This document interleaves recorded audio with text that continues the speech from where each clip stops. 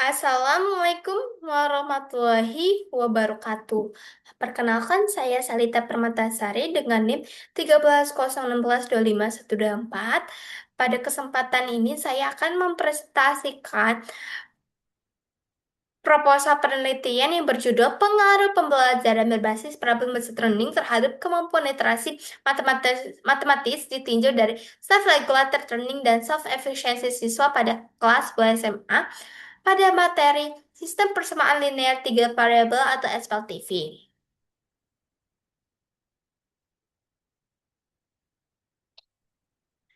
Adapun daftar isi dari PPT ini, yang pertama ada latar belakang, yang kedua ada research gap, yang ketiga ada kerangka konseptual penelitian, yang keempat ada hipotesis penelitian, yang kelima ada metode penelitian, yang keenam ada kontribusi dan kebaruan penelitian atau novelty, yang keenam ada instrumen penelitian, dan yang terakhir yaitu ketujuh ada teknik analisis. Oke, yang pertama itu ada latar belakang. Jadi di latar belakang ini ada dua data grafik dari hasil visa 2022. Yang pertama ada mean performance in mathematics, reading, and science. Dan gambar yang kedua ada share of low performance and top performance in mathematics. Jadi, penelitian ini tuh latar belakangnya oleh masih rendahnya kemampuan literasi matematik siswa di Indonesia berdasarkan hasil visa 2022. Nah, skor matematika di Indonesia ini adalah 366, masih berada di bawah rata-rata negara OECD, yaitu 472.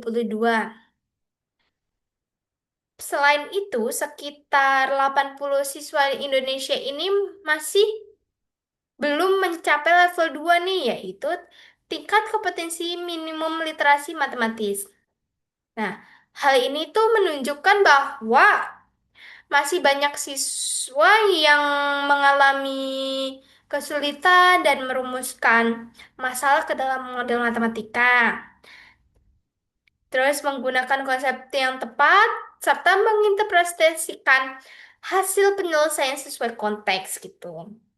Nah, salah satu model pembelajaran yang diperkirakan mampu meningkatkan kemampuan tersebut adalah PBL, Problem Based Learning. Mengapa PBL? Karena PBL ini merupakan pembelajaran berpusat pada penyelesaian masalah nyata nih.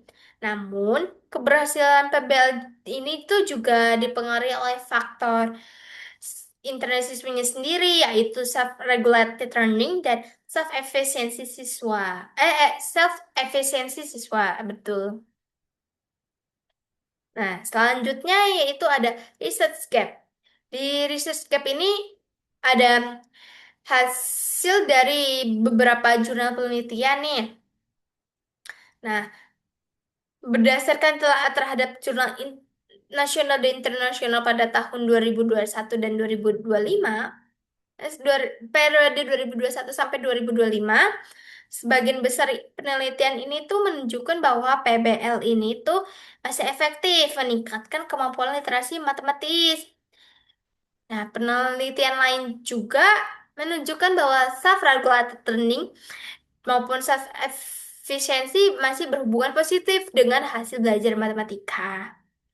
Nah, namun penelitian yang menghubungkan ketiga aspek tersebut itu yaitu problem based learning terhadap kemampuan literasi matematis terhadap dengan meninjau self-regulated learning dan self-efficiency secara bersamaan, khususnya pada materi SPLTV kelas plus SMA ini masih sangat terbatas gitu.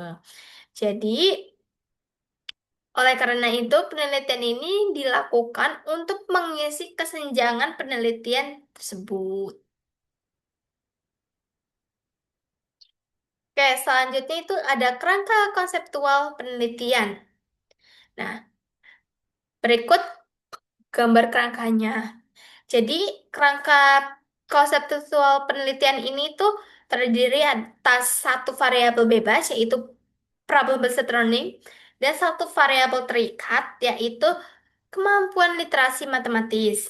Nah, selanjutnya, kemampuan literasi matematis tersebut itu ditinjau nih berdasarkan dua faktor. Yang pertama ada self-regulated learning dan self-efficiency. Nah, dengan demikian, penelitian ini tuh tidak hanya melihat pengaruh model pembelajarannya saja, tetapi juga menganalisis apakah terdapat perbedaan kemampuan literasi matematis siswa berdasarkan tingkat regulasi diri dan keyakinan diri dari siswa tersebut. Tuh. Nah, selanjutnya ada hipotesis penelitian nih. Nah, berdasarkan kerangka konseptual tadi itu, penelitian ini memiliki tiga hipotesis utama. Yang pertama, dapat pengaruh problem based learning atau PBL ini terhadap kemampuan literasi matematis siswa.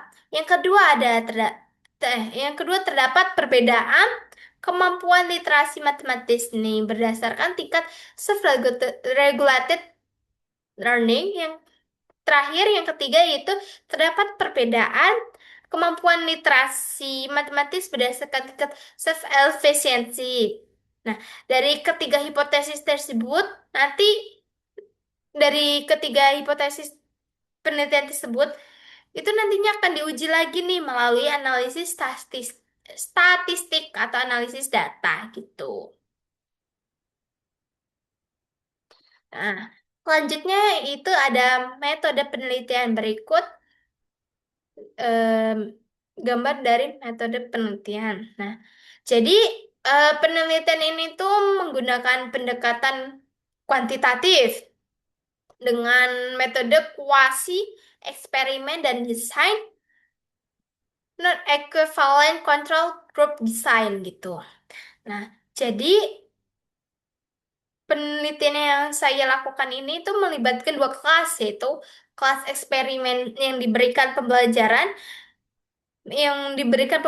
dengan menggunakan PBL, dan kelas kontrol yang menggunakan pembe- pembelajaran konvensional gitu. Nah, eh, instrumen penelitian ini tuh terdiri atas tes kemampuan literasi matematis, terus ada angket self regulated learning dan angket self efficiency gitu. Nah, selanjutnya yaitu data data tersebut itu dianalisis menggunakan two-way ANOVA untuk mengetahui pengaruh model pembelajaran serta perbedaan kemampuan literasi matematis tersebut berdasarkan self-regulated learning dan self-efficiency. Tuh.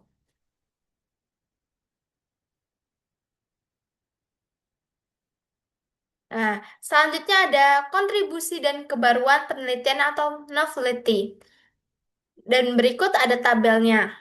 Jadi, eh, penelitian yang saya lakukan ini tuh diharapkan dapat memberikan alternatif model pembelajaran yang mampu meningkatkan kemampuan literasi matematis siswa. Nah, selain itu, hasil penelitian ini tuh diharapkan menjadi referensi bagi guru dalam menerapkan PBL khususnya pada materi SPLTV gitu. Dan dan kebaruan penelitian yang saya lakukan ini tuh terletak pada penggabungan PBL, terus self-regulated learning, dan self-efficiency dalam satu penelitian dengan fokus pada kemampuan literasi matematis siswa kelas 10 SMA tersebut.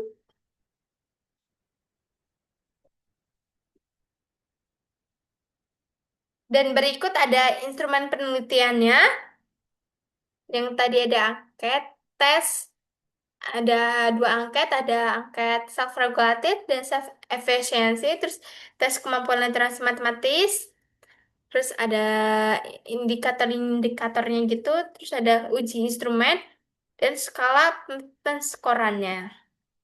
Nah, berikutnya ada teknik analisis data. Nah, di teknik analisis data itu yang pertama nih, kita mendapatkan data penelitiannya terlebih dahulu. Nah, setelah mendapatkan data penelitian tersebut, selanjutnya kita uji validitas instrumennya dulu nih. Nah, setelah uji validitas instrumen, lanjut kita uji reliabilitas instrumen tersebut. Terus setelah uji reliabilitas, lanjut kita uji normalitas. Setelah uji normalitas, kita uji homogenitas. Setelah uji homogenitas, selanjutnya kita uji two-way ANOVA.